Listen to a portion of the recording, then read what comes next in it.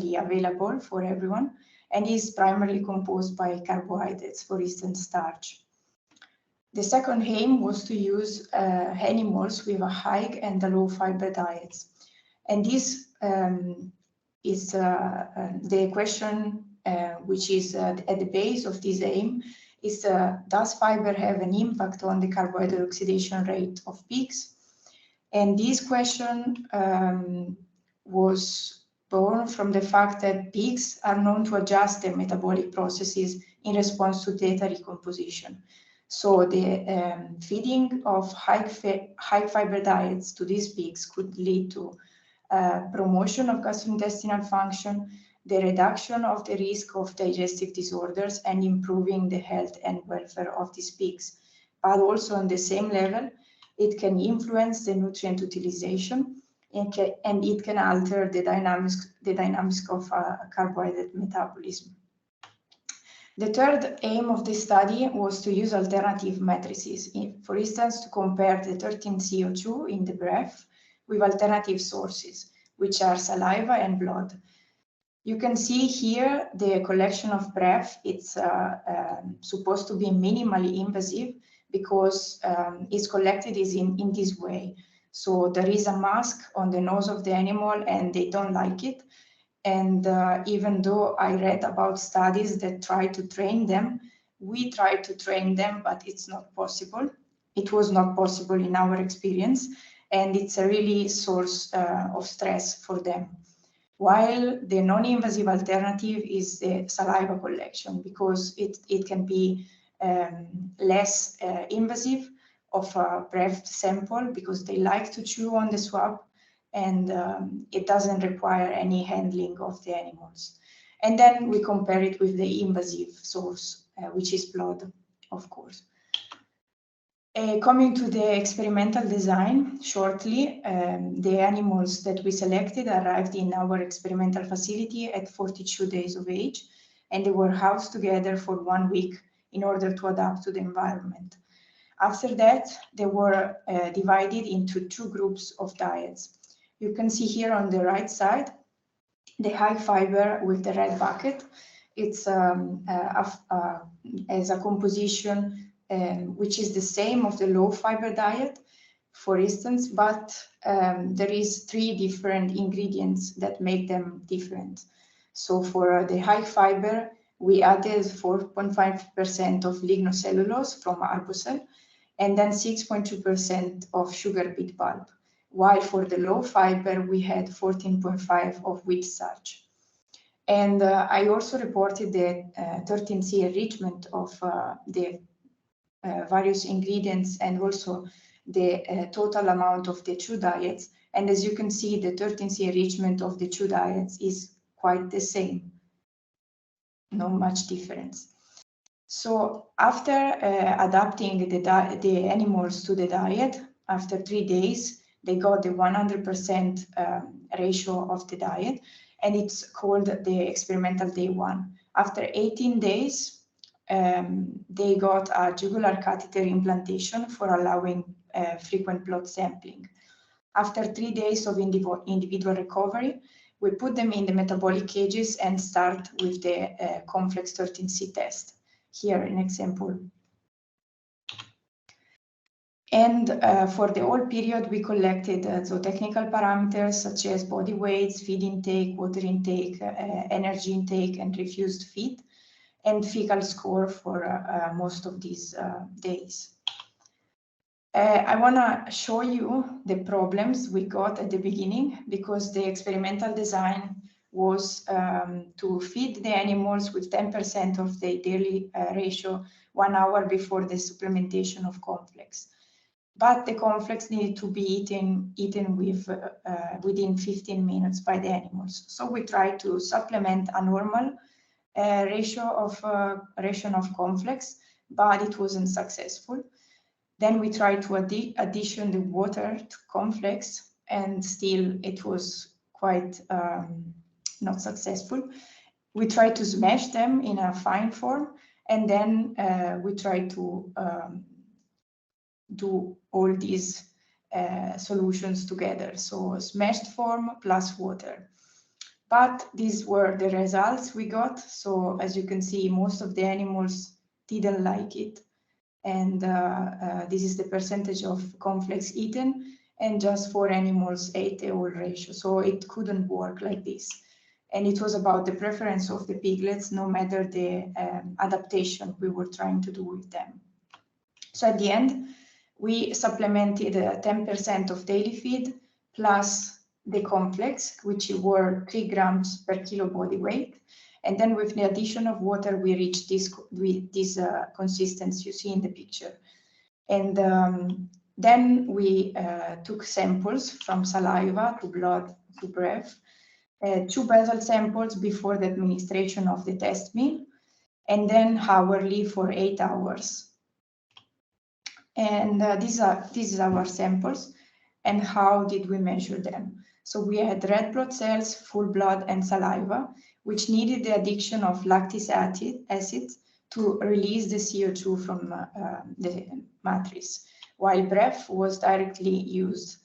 And this is a carrier gas, which is helium, and it is used to transport, for instance, the CO2 released by the samples into this gas chromatography column, which separates the ions, the isotopes, and then the isotope mass spectrometer will detect the peaks and then give us the recorded peaks.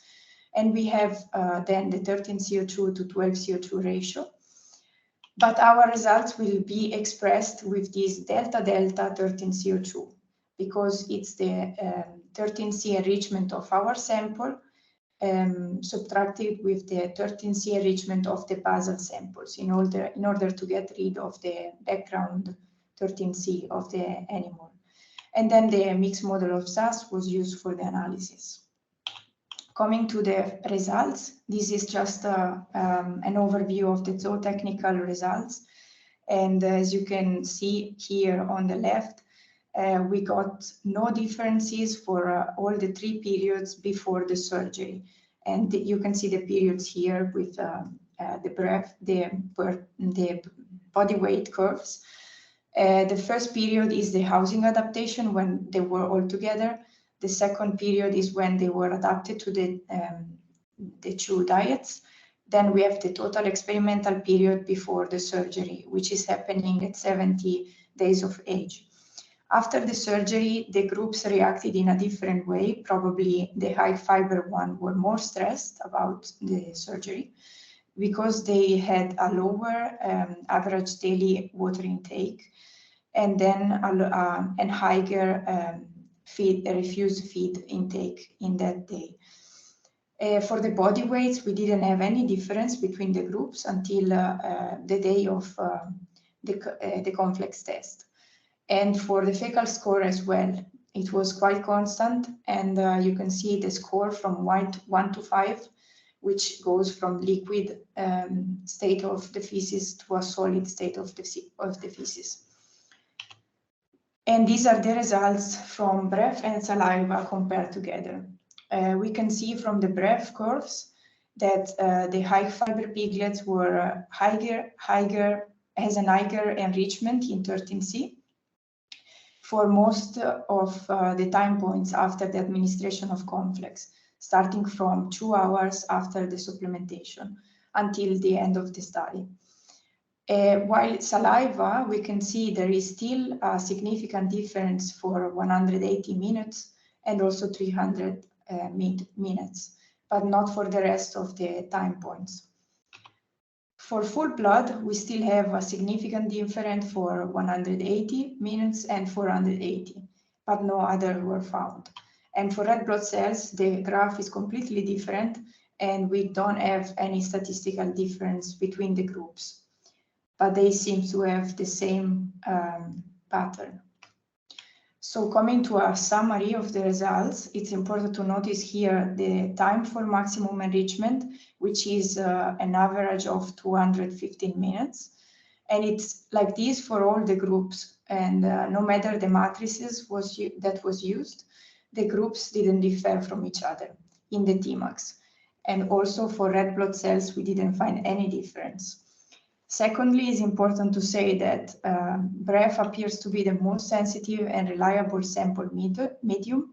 And as you can see, we found a statistical difference between the groups in the area under the enrichment curve and in the maximum enrichment. But we can also say from these p-values that saliva could be considered as a non-invasive alternative, because as you can see, we have the same maximum enrichment that was detected by BREF sampling, and also a tendency to the significance for the area under the enrichment curve. So to remind you, these were the aims of our study. First of all, the use of a naturally 13C enriched test meal. And we can say that although the 13C enrichment obtained was really small, we were able to detect it with the use of complex as a naturally 13C enriched test meal. Then we wanted to investigate the carbohydrate oxidation patterns for pigs fed with these two different diets.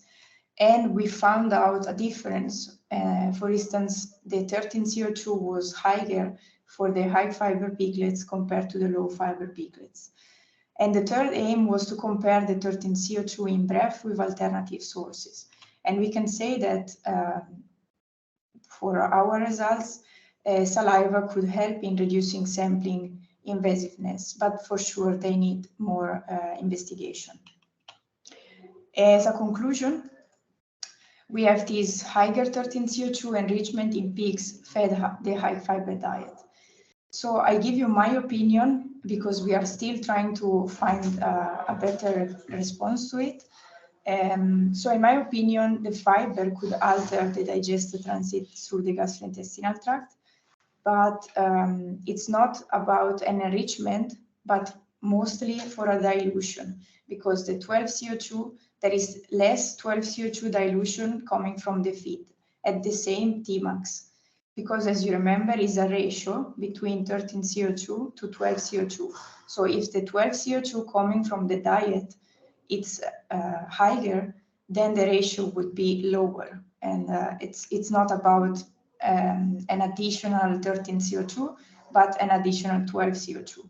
So the low fiber piglets would absorb faster the wheat starch from their diet, and this is why we can see an enrichment in the high fiber piglets, because with the fiber is a slower absorption. And just to mention, we plan to measure insulin and glucose concentration in plasma to better follow this pattern. But I would like to ask you also your opinions about this, because as I understood, there are much more carbohydrate and fiber experts, and maybe you could have some suggestions. And thank you for the attention. This was everything. Thanks a lot for your very interesting presentation. I am not an expert, but so I will let the other give their opinion about it. If anyone want to comment on that, maybe I can start with another question. I was Mihai, do you want to say something? But yeah, I don't want to cut you off if you have a question first. No, but I had a few. You can go. So thank you for the presentation. I really liked it, and I thought you had like also good slides with like some drawings that helps to really understand like what's going on with your experiment. So thank you. Thank you. And I wanted to ask you, did you measure the water binding capacity of your diets? No, actually not. It was my suggestion at the beginning, but we didn't do it. I'm aware that there could be differences between for these parameters, but I forgot to mention these diets were already a fine meal, were supplemented as a fine meal. So also these could lead to differences in the digestion of these fibers, but we didn't have other kind of controls. So the objective was just to see differences between this low and high enrichment. So we didn't care about the form of the diets at all. Yeah. No, I'm only asking because you mentioned about the transit time, and then with transit time, when there's two things that could affect it very much with your diet is the sugar beet pulp that would have a viscosity that's increased, and I think the lignocellulose could also bind water. So then you mentioned that your pigs with the high fiber diet, they were eating less, so that could explain some of that, because the fibers then take so much space in the stomach that they stop eating until it passes through. So yeah, that could be an explanation for that. And also in blood, what could be interesting to measure more than insulin is the GLP-1 and also maybe the PYY factors, because they can also influence the feed intake if, let's say, they are increased at the ileum site. And then I think you would see it in blood because I've done it in my PhD. So. Oh, good. Okay. Thank you for the suggestion. Yeah, maybe that could be of interest for you, but yeah, thank you for the presentation. Thank you.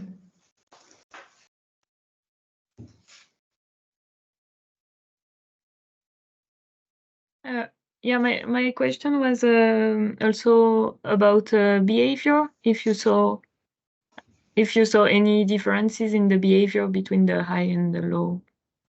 No, actually, no. They were adapted quite well, I would say. And we took longer for adapting them, like 2-3 weeks, for instance. And just the difference we noticed was the color of feces. Just the color changed after we supplemented these diets. Starting from a normal diet of pigs, we just changed their adaptation into these diets, and then we saw a difference in the color of feces, but not in the consistency. And behavior, no differences. Yeah, not even like in tail damage or no. No, nothing. And I would say we had some groups that were healthier than others, but that was a problem in the water system and not due to the diets. And maybe some behavior in feeding, because of course fiber makes you feel full sooner. So they were slower into eating their daily ratio instead of the low fiber diets, but still they were eating at the same amount, just lower. Okay, like in the number of visits or. Yeah, exactly. Yeah, okay. Because we supplemented the diets twice a day, so in the morning and in the afternoon, and you could see the group of low fiber piglets were really hungry, and then they were straight for follow the food arriving, but then the high fiber piglets didn't do the same, but just take longer to reach the food station. Okay. Yeah. Thank you. I think Yasmin, you have a question? We don't hear you. Don't hear. Can you hear me? Can you hear me now? Yes. I'll say the presentation was lovely. I enjoyed it. It's very interesting what you're doing. So having a mycotoxins background, I wanted to ask, did you by any chance measure the mycotoxins present in the cereal used? The Kellogg's? No, unfortunately not. Okay. Well, that's so. I'm just curious because especially for fumonisins, which is found mostly in corn, it's very sneaky. There is a lot of investigations, showing the other things they are trying to do. So I was just wondering whether you by any chance measured the presence of any kind. No, unfortunately and although not. it's a commercial product, right? Probably they've already measured it, but since it's for an experiment, that's all. Yeah, Anyways, exactly. It's a lovely presentation. Thank you.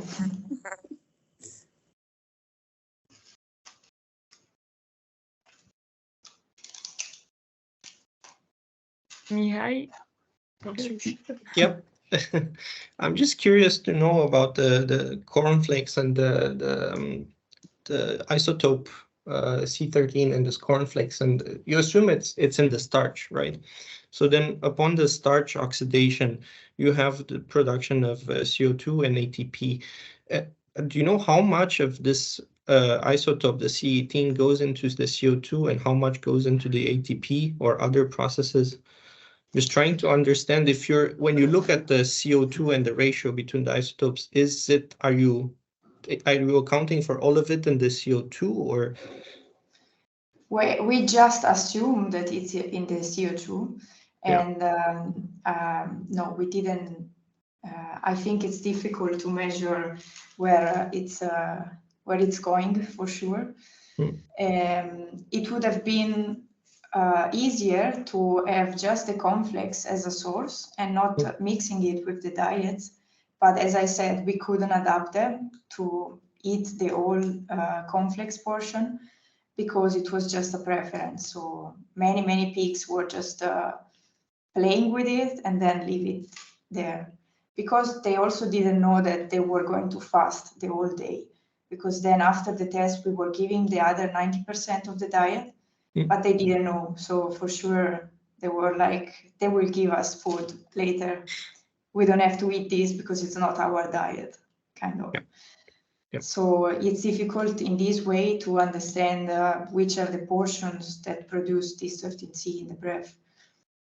But we assume it's coming from the cornflakes because the diet has the same percentage of 13C enrichment, which is really low because it's really far away from the enrichment of the cornflakes. So seeing this increase in the breath curves and in the other samples curves, then that gives us the answer that the cornflakes would be oxidized in that moment. Okay. Yeah. Thank you. Thank you. I was also wondering in the result, how do you explain the difference in enrichment in the saliva or in the blood? Yeah, actually, we were quite happy to find this same enrichment, maximum enrichment in saliva also, because that was our aim. Most of all, it was to reduce invasiveness, because breath sampling it was a nightmare to do it, and saliva, it's really improving the situation. So an explanation biologically, I have no answer because it's difficult to say, but for sure it's good to have this correlation between the alternatives.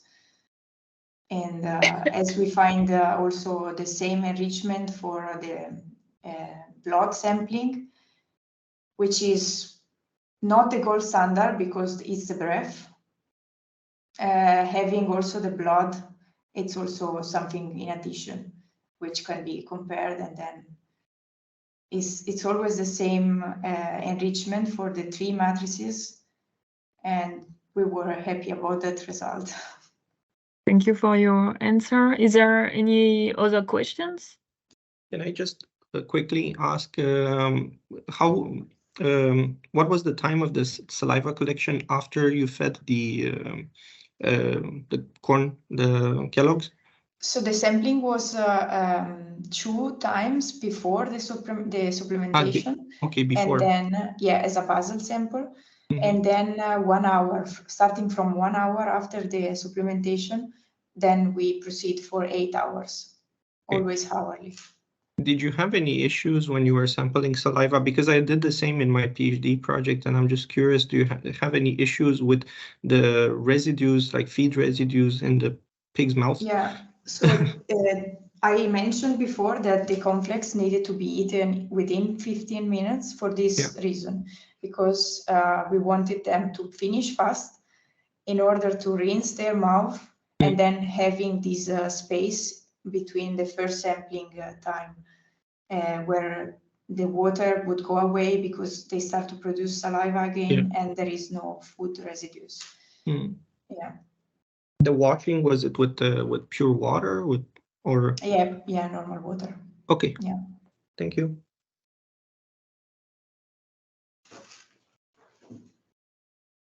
Thank you. There's time for last questions if anyone has. Yes, I have a question. So I'm Antoine, I'm French, but I'm based in Vietnam. I'm working in the feed additive industry for 7 years. And I was selling this sort of fiber before, so it's a topic I have studied a bit. So first, it's a very nice presentation, very interesting. I was just thinking, did you think about using some palatability enhancer to make sure that the animal can eat the Kellogg's, like sweetener or flavor, in the 15 less than 15 minutes? Yeah, it could be thought, but then you kind of how can I say? You don't expect the same results afterwards because it can have A bias. a bias, yeah, adding something else compared to the source that you are trying to follow. And yeah, it could have an influence on it. Okay. Because then you have to be aware of the 13C content also of the things you are adding. And everything could be an influence. Okay. Any other question? Yeah, we were just wondering if what about instead of using the Kellogg's cereals, what about using just Or if you add like corn syrup to the Kellogg's, because you mentioned it's high in the isotope in C4 plants. So if you use a syrup based of corn, I don't know if that would be also enriched, and then you can kind of do a mixture. Yeah, the problem was the cost because our aim was to reduce the cost of something chemical or artificial. So the cheapest option was cornflakes. Yeah. So that was just our trial. Yeah.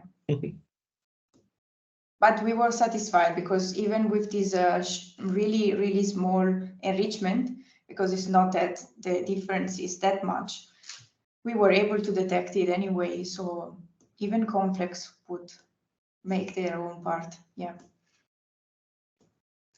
And they were used in human studies as well. So I think there is no question left. Then I would like to thank you a lot for attending today, and also Maria Grazia for your very clear presentation. Thank And you for it was also organizing. nice, yeah, to have all this discussion. Thank you. Thank you. And we are organizing a webinar every month, so feel free to join also on different topics. Of course. Yeah. Thank you for organizing, and thank you all for the questions and your comments. That would be, they are helpful anyway. Thank you. I wish you a nice day. Have a nice day. Thank you. Thank you. Thank you for the Bye. presentation. Bye. Bye. Thank you. Ciao.